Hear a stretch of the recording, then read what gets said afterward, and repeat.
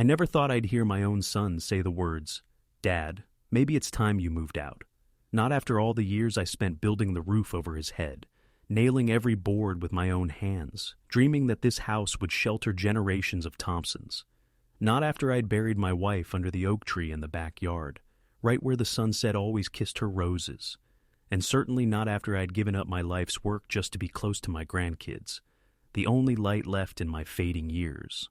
But here we were, and all I could do was sit there, feeling the echo of those words break something inside me that had survived wars, storms, and decades of loneliness. "Dad," he repeated, softer this time, as if it would hurt less the second go. "It's just not working anymore." Not working. That's what they called it now. Not working. As if I were some old appliance they were tired of fixing. I glanced around the living room that used to smell of sawdust and fresh paint when I first built it 40 years ago. Now it smelled of perfume and new money, the kind of air freshener scent that hides the rot underneath.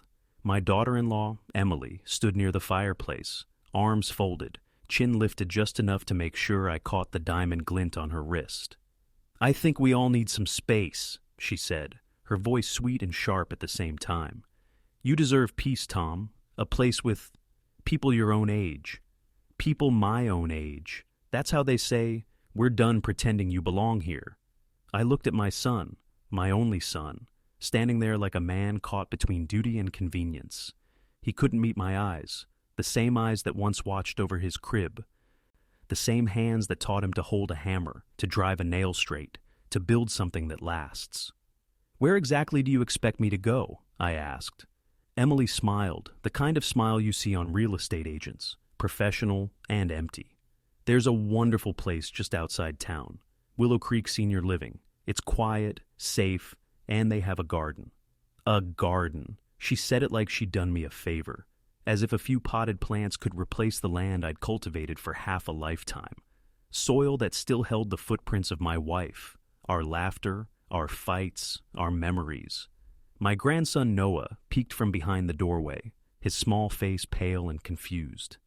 "Grandpa, are you going away?" Before I could answer, Emily swooped in with a rehearsed cheerfulness. "Just for a while, sweetie. Grandpa's going somewhere special. Like a vacation. A vacation. God help me." She said it like I was some tired tourist instead of the man who built this home brick by brick. I wanted to speak, to tell my son that no senior home could give me what I'd already earned. But the weight of years and the fear of being a burden pressed down like wet cement. So I nodded. I nodded because sometimes silence hurts them more than words. That night, I packed my things in an old carpenter's toolbox. Not clothes, not photos, just the essentials. My wife's wedding ring, a handful of soil from her rose garden, and a folder full of papers, land deeds, blueprints, permits. The bones of my life's work. When I left the next morning, the house looked smaller somehow, like it had already begun forgetting me. Willow Creek was clean, polite, and hollow. The staff smiled too much. The air smelled of disinfectant and lavender. Every clock ticked too loudly, reminding you that you were waiting, for lunch, for visiting hours, for the end. The other residents tried to make conversation.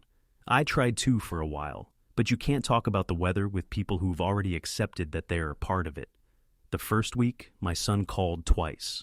The second week, once. By the third, only Noah's shaky little voice came through the phone. "I miss you, Grandpa. Mommy says you'll visit when the new fence is finished." "The new fence?" I asked. "Yeah, Daddy says they're fixing it before they sell the back lot." Sell the back lot. The words hit harder than the eviction. That lot, the one behind the oak tree, was the last piece of untouched land I owned outright. I'd refused to build there when my wife was alive, because she loved how the sun dipped low over the empty field, setting the grass on fire every evening. I ended the call and sat there, heart pounding. Then I reached for the folder I'd brought, the one Emily hadn't noticed when I left.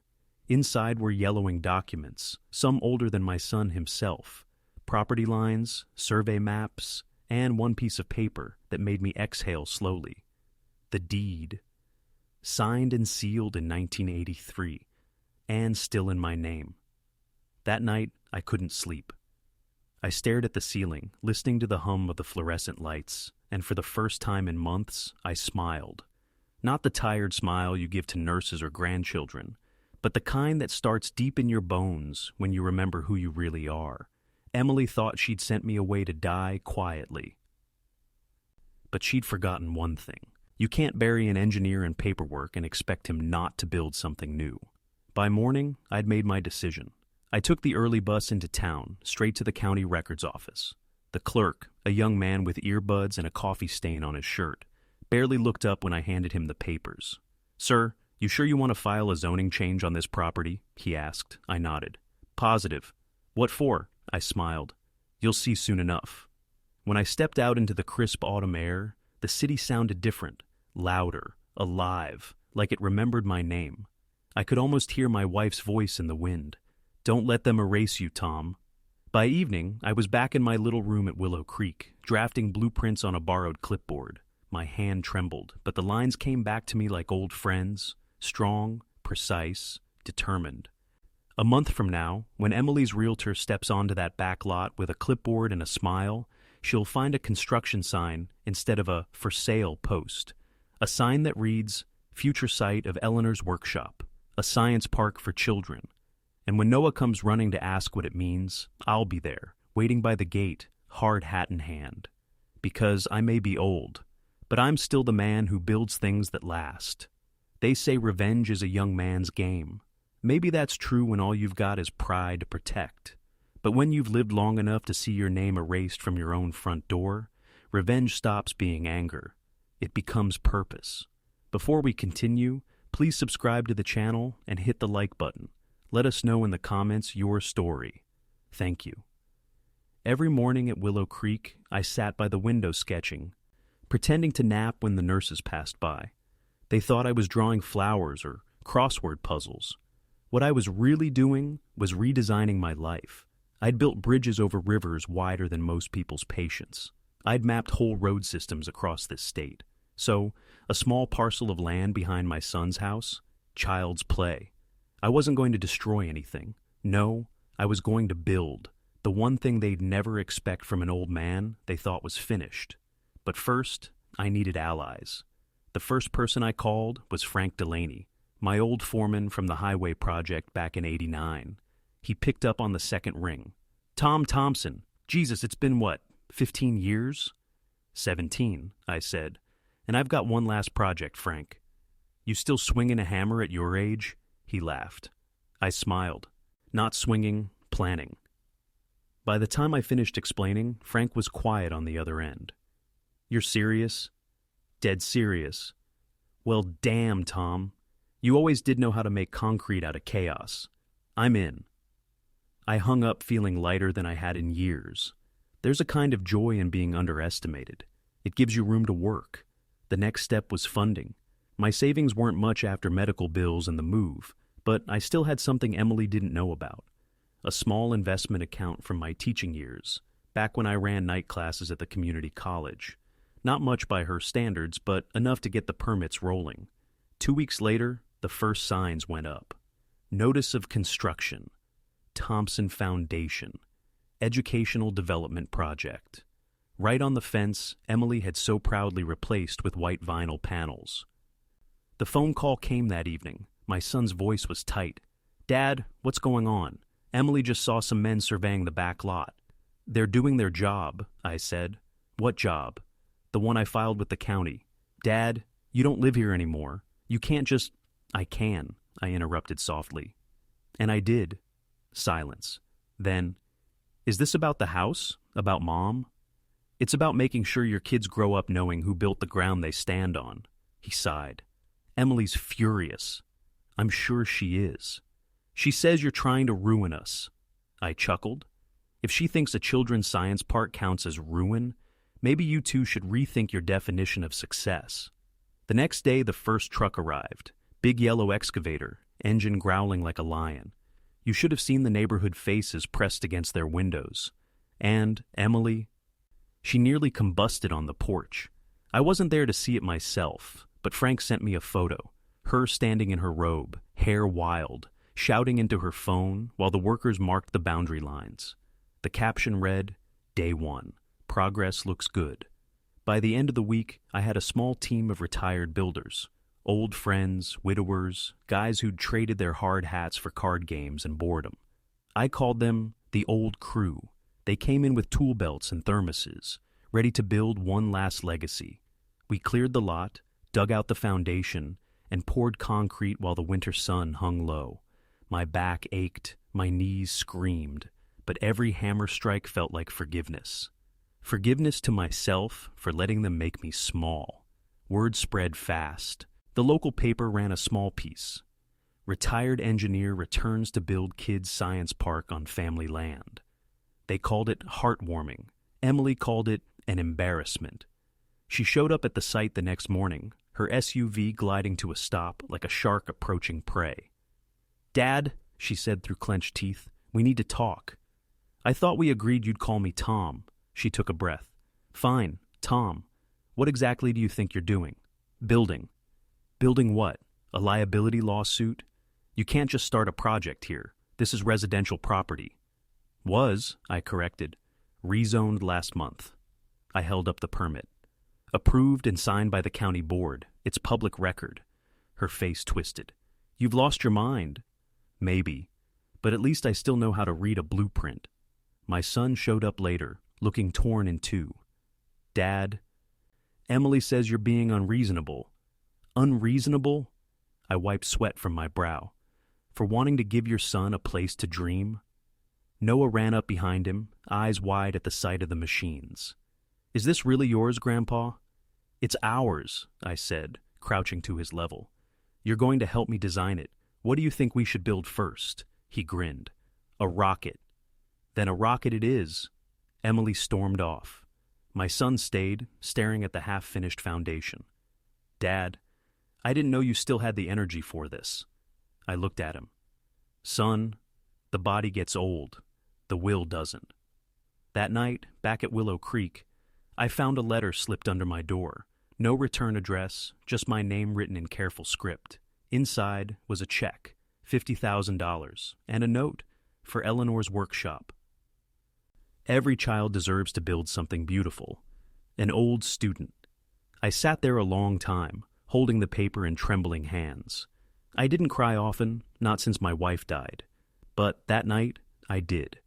Because sometimes life gives you proof that what you built still matters, even when your own family forgets.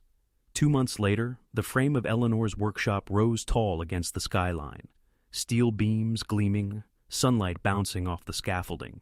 The neighbors had stopped complaining. Some even donated supplies. Local schools sent volunteers on weekends. And Noah? He came every Saturday wearing a little yellow helmet and carrying his own plastic hammer. He told everyone who'd listen, "My grandpa's making a place where kids can learn to build like him." Every time he said it, my heart swelled and broke at the same time. But peace never lasts long when pride's been bruised. One morning, Frank came to my cabin at the site, face grim. "Tom," he said, "you'd better see this." He handed me a letter from a law firm, Emily's last name at the top. Notice of property claim, Thompson versus Thompson. She was suing me. I looked out at the structure we'd built, its beams rising strong and hopeful. For a moment, I felt old again, small, tired, beaten. But then I saw Noah running across the lot, waving a sketch in his tiny hands. "Grandpa, look! I made the rocket." And just like that, my spine straightened. The ache in my bones didn't matter. The fear didn't matter. Because I wasn't just fighting for land anymore. I was fighting for legacy. And I wasn't done yet. I used to believe justice was a matter of truth. You tell your story, show your work, and people see reason. But that belief belongs to younger men who haven't watched honesty get chewed up by paperwork and pride. The letter sat on my workbench all night, a neat envelope with ugly words inside. Property claim, unauthorized development, intentional disturbance. They made it sound like I'd trespassed on my own shadow. Frank found me still sitting there in the morning, cold coffee untouched. "You gonna open it or frame it?" I snorted. "Frame it. Maybe hang it next to the building permit." We both laughed, but there was an ache behind it. He knew what that envelope meant. Lawyers, hearings, fees, the kind of slow war that kills your soul by inches. By noon, I was sitting in an office that smelled of dust and legal ink. The lawyer's name was Margaret Doyle, old friend of my late wife, sharp as a tack. She adjusted her glasses and scanned the papers. "Well, Tom," she said finally, "this is what we call a mess. They're claiming your rezoning was invalid because you didn't get family consent." "Family consent? The land's in my name." She nodded. "True, but your son's property borders the lot. They're arguing your project affects their home value." I chuckled bitterly. "So now I'm a bad investment?" Margaret smiled faintly.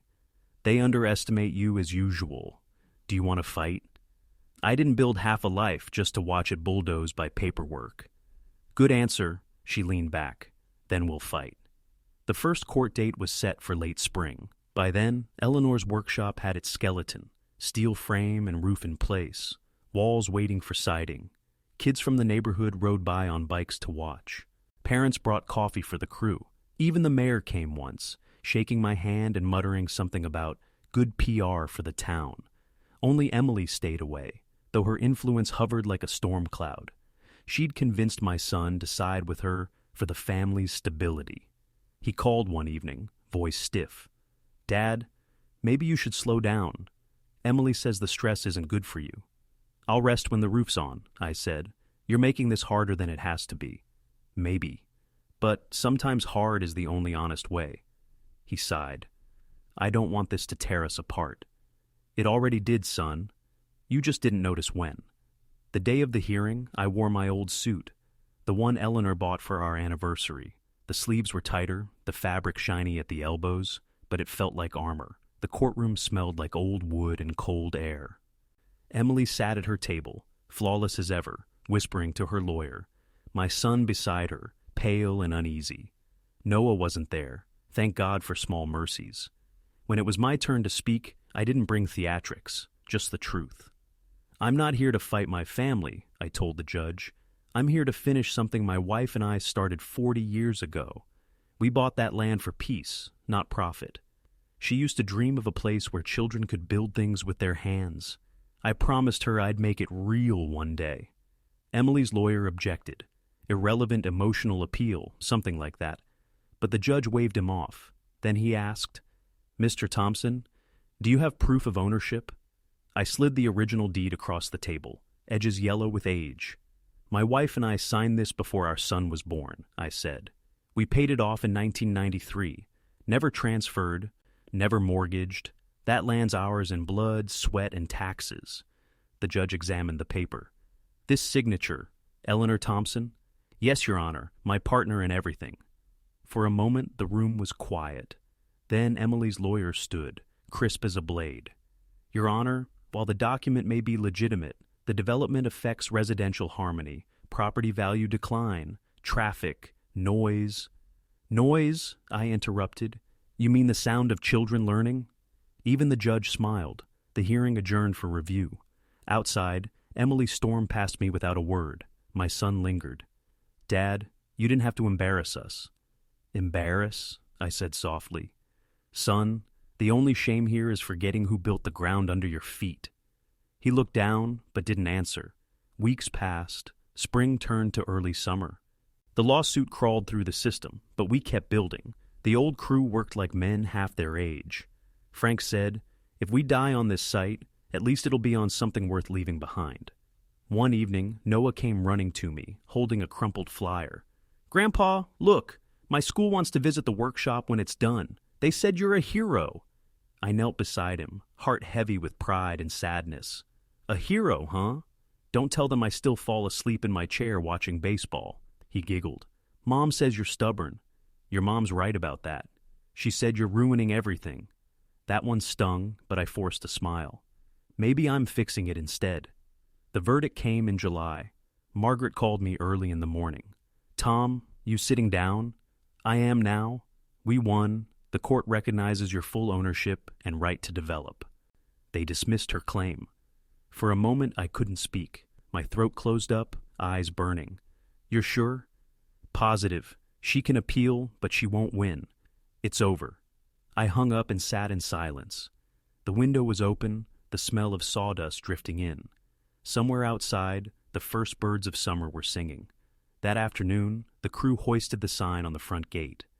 Eleanor's Workshop, opening September. The local paper came again. They took photos, asked questions, wanted quotes. I said little. Words were cheap. The walls, the beams, the laughter. That was the real statement. But peace never comes without its final test. A week before opening, my son showed up at the site alone. No Emily, no car full of rules. Just him, dusty from the road, looking 10 years older than his 38.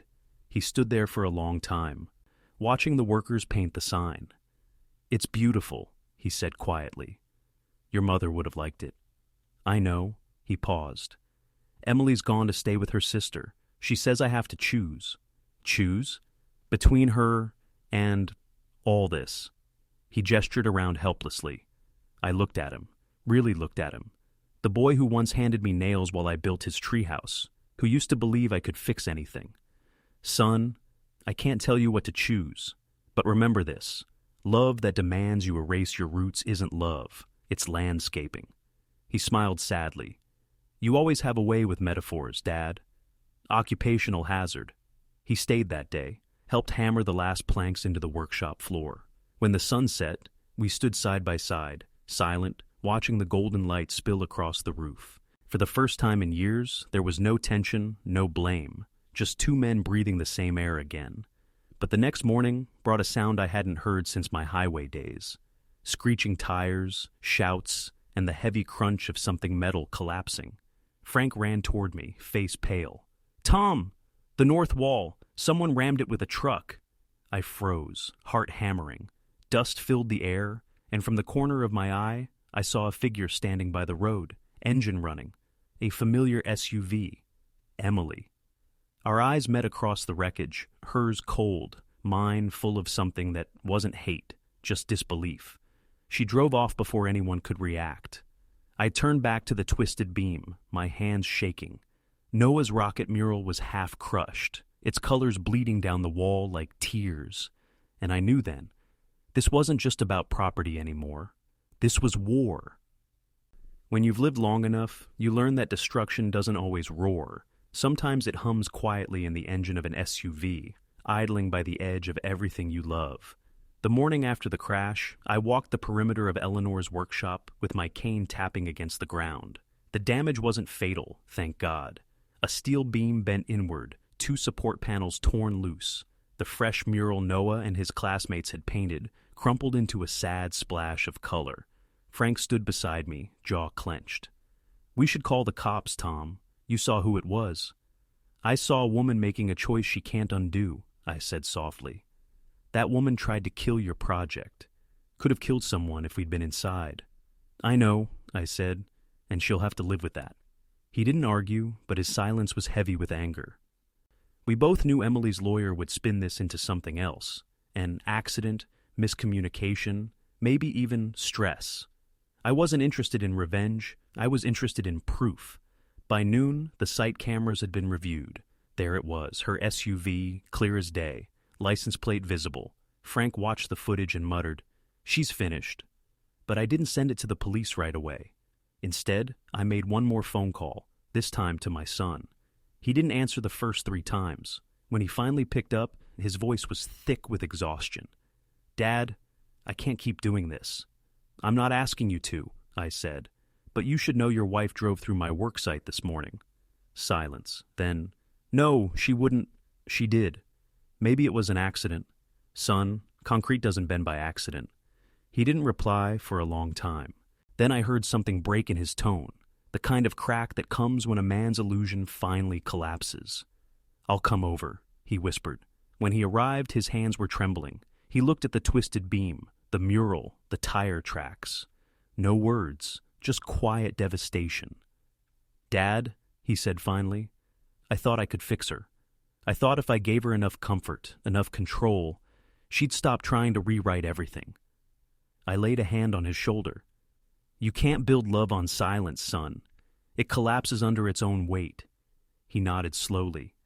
"She said you were dangerous, that you'd ruin everything we built." I smiled sadly. Funny thing, that word. We. She built a house. I built a home. They're not the same. He turned away, ashamed. What do I do now? You start over, I said. But not from guilt. From truth. That night, I did what any engineer does when something breaks. I calculated. I measured the damage, ordered replacement materials, called the crew. By sunrise, the old crew was back on site, sleeves rolled, spirits high. You can't scare men who've already buried their youth. As we worked, something shifted. Neighbors came by with sandwiches. The local paper sent another reporter. And then, unexpectedly, a group of kids from the high school showed up with paint cans. We heard about the mural, one of them said. Can we help fix it? So we handed them brushes, and the empty wall filled again. Not with rockets this time, but with hands. Dozens of painted handprints in every color. Across the top, someone wrote in bold blue letters, "We build back stronger." When I saw that, I felt something inside me click back into place. The kind of peace no apology could buy. 3 days later, a police cruiser pulled into the site. Emily's SUV had been found abandoned near the county line. The officer asked a few questions, took statements, then left me with a polite nod and a promise of further investigation. I didn't ask for charges, I didn't need them. The truth was already working faster than the law ever could.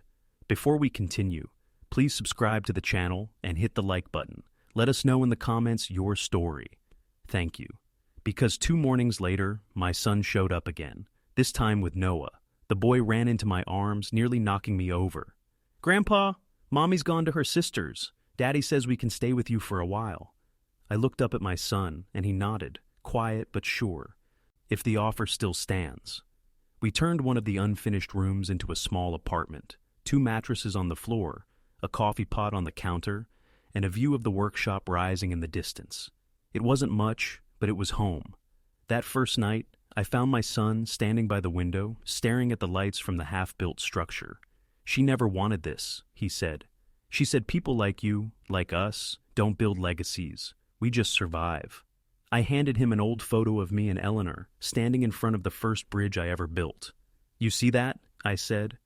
"That bridge still stands, not because of the steel, but because I refused to walk away when everyone said it would collapse." He smiled faintly. "You really think I can start over?" "I don't think," I said. "I know. The trick isn't rebuilding what you lost. It's remembering why you built it in the first place." Summer melted into autumn, and Eleanor's workshop finally opened its doors. Hundreds showed up, families, teachers, kids with notebooks and curiosity. The mayor gave a speech. Frank cried openly. I stood by the entrance, watching Noah tug at his father's hand, dragging him from one exhibit to the next. Tiny circuits, model cranes, paper bridges that could hold bricks. Then the reporter from the local paper approached me. "Mr. Thompson, would you say this project is about forgiveness?" I thought about Emily, about the court, about the wreckage and the rebuilding. "No," I said finally. "It's about remembering who you are when the world tries to convince you otherwise."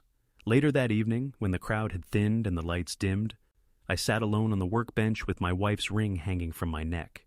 The air smelled of sawdust and new beginnings. My son joined me, handing me a cup of coffee. "You did it, Dad," he said. "No," I corrected softly. "We did." He looked at me then, the same way he used to when he was little, like I could still fix anything. And maybe, for the first time in a long while, I believed I could. But as peaceful as it felt, I knew the story wasn't over. Not yet. Because a week later, a letter arrived. Thin envelope, no return address, familiar handwriting. Inside, a single sentence. "You took everything from me, but you forgot one thing. I still know what's buried under that oak tree." I froze, heart thudding. The oak tree, my wife's tree. I folded the note slowly, staring out the window at the fading sunset. Whatever Emily thought she'd found, it was something worth protecting, and I wasn't done protecting it yet. It's strange how one sentence can drag an old man back through 50 years of memories. That note, those 11 words, sat on my kitchen table like a ghost. "You took everything from me, but you forgot one thing. I still know what's buried under that oak tree." I read it over and over until the ink began to blur in the lamplight.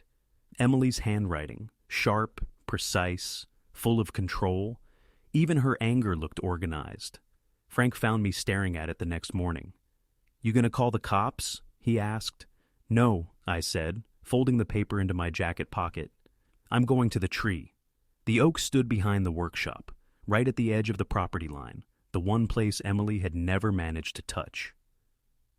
My Eleanor and I planted it the year our son was born. She used to say it was our witness, the only thing that knew every argument and every forgiveness that passed between us. And under that tree, on the day she died, I buried a small tin box. Not treasure, not money. Something harder to measure. Frank followed me, even though I didn't ask him to. "You sure you're up for this, Tom? You're back?" "I'm not digging a grave, Frank. I'm remembering." We reached the tree just as the sun crept over the horizon, slicing the fog into gold ribbons. The ground was damp, soft from last night's rain. I found the spot by instinct, just to the left of the thickest root, where the soil always stayed a little darker. I dropped to my knees and began to dig. My hands shook, not from age this time, but from something deeper: anticipation, dread, love.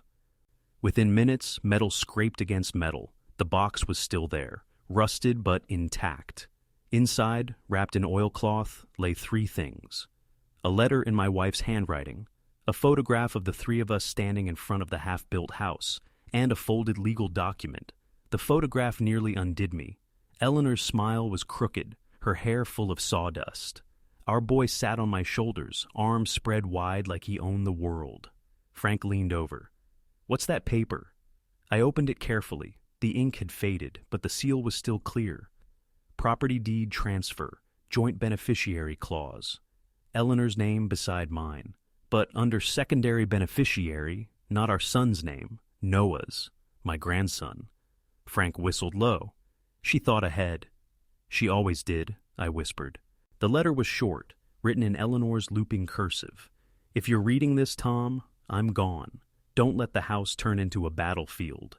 The land is our legacy, but it belongs to the next dreamer in the family, not the next owner. Give it to the child who still believes in building, not selling." I closed my eyes. My Eleanor had seen this war coming before I ever did. When I went back inside, my son was at the table with Noah, eating cereal. He looked up at me and saw the dirt on my hands. "Dad, where were you?" "Talking to your mother," I said softly. He frowned but didn't ask.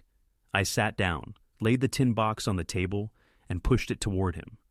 "This is what Emily thinks she can use against us." He opened it, read the deed, and his face went white.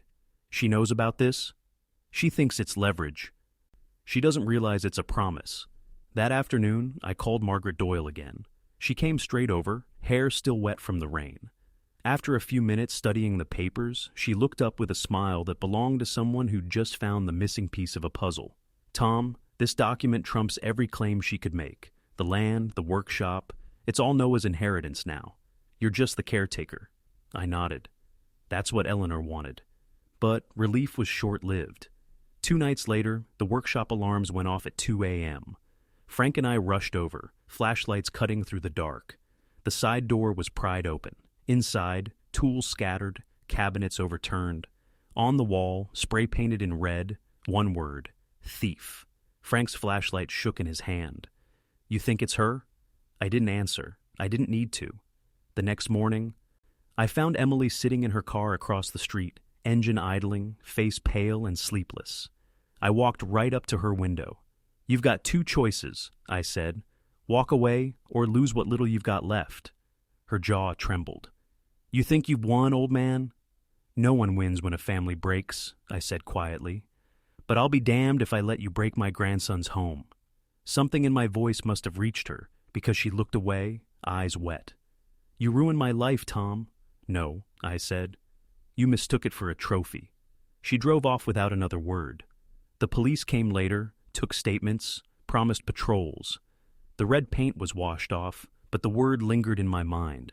That evening, Noah found me sitting by the oak tree again, staring at the place where the box had been. He climbed into my lap, small and warm. "Grandpa," he said, "why did Mommy write mean things?" "Because sometimes people forget who they are," I said. He thought about it. "But you didn't forget." I kissed the top of his head.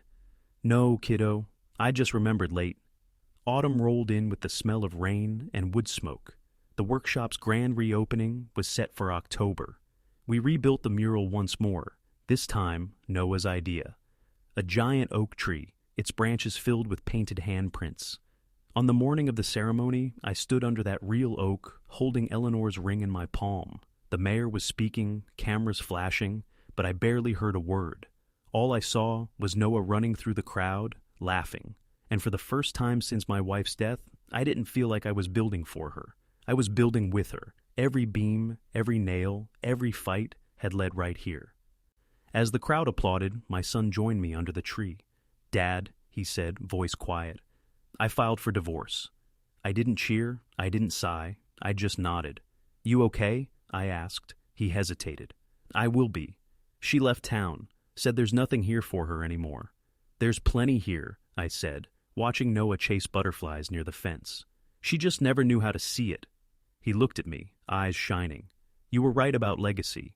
"No," I said, smiling. "Your mother was." The ceremony ended with children planting small saplings along the lot line, new oaks for future generations. When Noah pressed his tiny shovel into the earth, I thought I heard Eleanor's voice on the wind. "You kept your promise, Tom," and maybe I did. But as the sun dipped low, I caught sight of something in the far field. Tire tracks, fresh ones, leading away from the property line. Whoever left them hadn't come for the ceremony. They'd been watching. And I had the strangest feeling that Emily's story wasn't over yet. Some ghosts don't live in graves. They live in what's left undone. And Emily was a ghost who refused to stay buried. 2 weeks after the ceremony, life finally began to resemble something close to peace. The laughter of children drifted daily through Eleanor's workshop, the smell of glue and sawdust mingling with autumn air. My son was rebuilding himself piece by piece, volunteering at the park, helping kids assemble small bridges from scrap wood.